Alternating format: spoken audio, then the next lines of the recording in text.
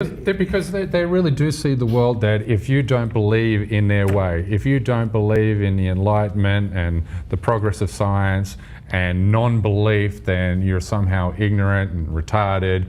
And they really believe firmly, these new atheists, not atheists in general, there's a lot of atheists who are quite nuanced in the way they see the world, but they see the world, if only we can get rid of Islam and radical, religious ideologies, and the world is going to be a better place. For them, they're ideally suited for people that question why bad things happen in the world. Well, our answer is a bumper sticker. It's Islam, and if we get rid of all of that, then the world will be eradicated of its problem. They take no look into the socio-economic, geopolitical factors which give rise to radical Islam.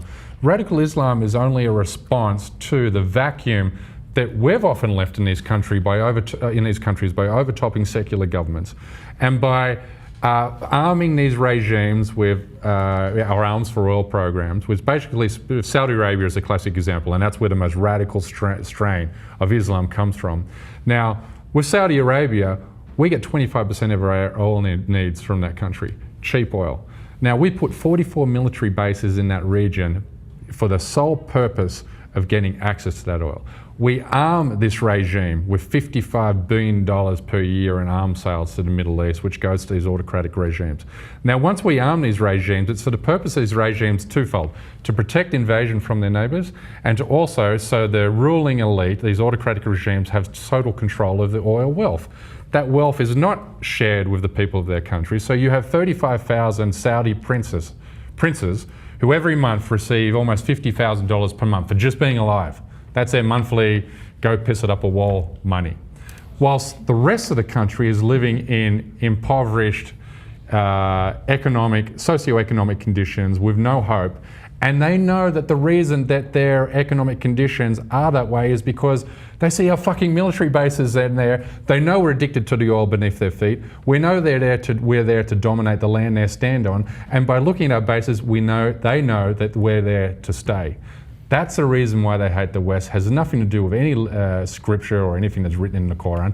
And the most exhaustive studies, and this is the irony I love, that I've written extensively for Salon and Middle East Eye on this, on why Sam Harris and Bill Maher are dangerous and so forth.